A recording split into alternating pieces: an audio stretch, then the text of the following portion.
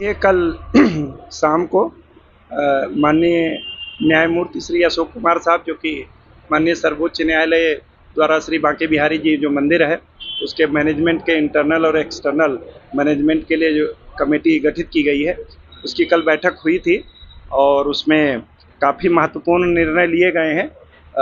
बैठक में जो गोस्वामी समाज से, राजभोग से, सैनभोग से दो प्रतिनिधि हैं, उन्होंने भी प्रतिभाग किया था।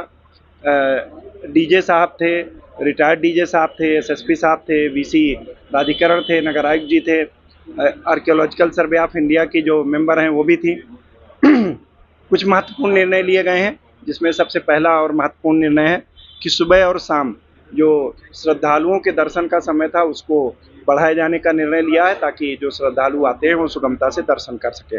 इसके अलावा 100 रुपये की वहाँ वीआईपी पर्ची काटी जाती थी, जिसके कारण अव्यवस्था होती थी, उसे समाप्त किए जाने का निर्णय लिया गया है। इसके अलावा जो वीआईपी कटघरा था उस पर और जो अंदर क्यू की व्यवस्था थी उस पर यह तय हुआ है कि उसका एक अच्छा प्लान बना करके अगली मीटिंग में रखा जाए, ताकि किस तरीके से श्रद्धालु आए और बिना व्यवधान के दर्शन करते हुए निकल जाएं।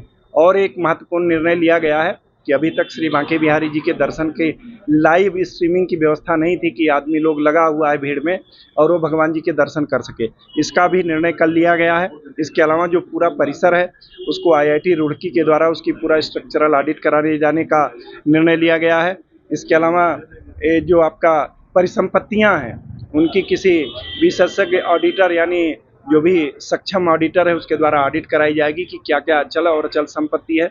इसके अलावा आंतरिक और बाह्य विकास के लिए जो माननीय सर्वोच्च न्यायालय में आदेश में वर्णित है लैंड खरीदने के लिए, उसके लिए भी एक उप समिति का निर्धारण हुआ है।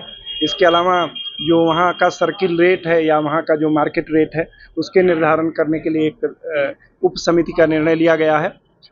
और भी कई ऐसे निर्णय लिए गए हैं जिससे कि वहाँ की व्यवस्था बेहतर हो, श्रद्धालुओं के आवागमन का सुचारू संचालन हो। जो एजेंसी वगैरह लगी हुई हैं, जो सिक्योरिटी एजेंसी हैं, उनके जो बिहेवियर की शिकायतें आती थी उसके बारे में भी चर्चा हुई है और जो गुणात्मक परिवर्तन लाने के उस पर भी निर्णय किया गया है।